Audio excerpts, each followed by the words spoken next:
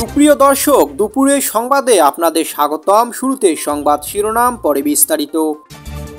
শুরুতে জানিয়ে দেব, টঙ্গীতে মুক্তিযোদ্ধাকে পিটিয়ে আহত করল ইউনূস সরকারে লালিত সন্ত্রাসীরা। রাত নামলেই ভাঙচুর, লোপাট হয় মুক্তিযুদ্ধের চেতনায় বিশ্বাসী মানুষের ঘরবাড়ি, সব চালাচ্ছে স্বাধীনতা বিরোধীরা।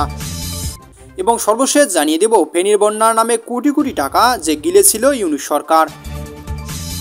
এতক্ষণ শুনছিলেন সংবাদ শিরোনাম, এবারে বিস্তারিত প্রতিবেদনে। এদিকে টঙ্গীতে মুক্তিযোদ্ধাকে পিটিয়ে আহত করল ইউনূস সরকারের লালিত সন্ত্রাসীরা। স্বাধীনতার জন্য আজ সেই বীর মুক্তিযোদ্ধা নিজ বাড়ির সামনেই মার খাচ্ছেন কেবল অন্যায়ের প্রতিবাদ করায়। এদিকে সকাল 10টায় গাজীপুরের টঙ্গীর বউবাজার এলাকায় ঘটে এই জাতীয় লজ্জার কালিমাপ্তির ঘটনা। ঘরের সামনে রড বালু ফেলে রাখা নিয়ে আপত্তি করছিলেন এক বীর মুক্তিযোদ্ধা। উত্তরই তাকে জিজ্ঞেস করা হয়, তোমার সনদ কোথায়? আর এরপরে শুরু হয় বেধড়ক লাঞ্ছনা, মারধর আর অপমান। এই দেশ কি মানুষদের যারা অস্ত্র হাতে পাকিস্তানি হায়নাদেরকে রুখে দিয়েছিল, নাকি তাদের যারা এখনো মুক্তিযোদ্ধাদের গায়ে হাত তোলে এবং দম্ভ করে প্রশ্ন করে, তোমার সনদ দেখাও? এটা ইউনূস সরকারের বাংলাদেশ, যেখানে মুক্তিযোদ্ধারা আজ নিজেদের অস্তিত্ব প্রমাণ করতে বাধ্য হন আর সন্ত্রাসীরা হয়ে ওঠে শাসক। রাত নামলেই ভাঙচুর, লোপাট হয় মুক্তিযুদ্ধের চেতনা বিশ্বাসী মানুষের ঘরবাড়ি, এসব চালাচ্ছে স্বাধীনতা বিরোধীরা। বাংলাদেশের প্রত্যন্ত গ্রামগুলোতে প্রতিদিন রাত নামলেই এক ভয়ঙ্কর আতঙ্ক। এই আতঙ্কর কোনো প্রাকৃতিক দুর্যোগ নয়, এটা দেশের মাটিতেই জন্ম নেওয়া অথচ দেশের অস্তিত্বের একটি ষড়যন্ত্রের প্রতিচ্ছবি। গ্রামের পর গ্রাম এখন রণক্ষেত্র পরিণত হচ্ছে, যেখানে লক্ষ্য একটাই, মুজিবযুদ্ধের চেতনা বিশ্বাসী মানুষদের ঘরবাড়ি ভাঙা, লুট করা, নারী শিশুকে ধর্ষণ করা এবং আতঙ্কের দেশপ্রেমিকদের মুখ বন্ধ করে দেওয়া।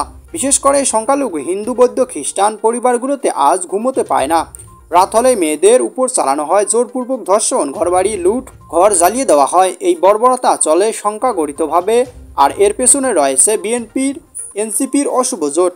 এদের লক্ষ্য একটাই, বাংলাদেশের জন্ম ইতিহাস মুছে দেওয়া, জাতির পিতাকে বিতর্কিত করা এবং মুক্তিযুদ্ধের চেতনায় অনুসারীদের নিশ্চিহ্ন করে দেওয়া। সবচেয়ে লজ্জার বিষয় হলো, প্রশাসন চুপ, মিডিয়া নীরব, স্থানীয় প্রশাসন কোথাও কোথাও যেন এসব বর্বরতাকে মৌন অনুমোদন দিচ্ছে।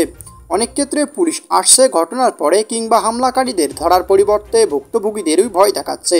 এই বর্বরতা থামাতে না পারলে শুধু একটি দলের ক্ষতি হবে না, বরং ক্ষতিগ্রস্ত হবে মুক্তিযুদ্ধ ইতিহাস এবং পরিচয় ও ভবিষ্যৎ বাংলাদেশের। রাষ্ট্রের শীর্ষ নেতৃত্বকে এখনই কঠোর সিদ্ধান্ত নিতে হবে। এই হামলার দেশপ্রেমিকদের উপর নয়, বরং জাতির অস্তিত্বের উপর। মুক্তিযুদ্ধের পক্ষে মানুষ একা নয়, সবই আছে, থাকবে এবং প্রতিরোধ গড়বে। এদিকে ফেনী ভাসলো আবেগ, বিক্রি হলো কোটি কোটি টাকা, গেল কোথায়? ফেনীর বন্যায় কথা কেউ ভুলে যায়নি। 2024 সালে সেই বিভীষিকা যখন বন্যায় পানিতে তলিয়ে গিয়েছিল, তখন ঘরবাড়ি মানুষ হারিয়েছিল আপনজন, কেউ পরিবার, কেউ আশ্রয়, শত শত মানুষ হয়ে গিয়েছিল নিঃস্ব।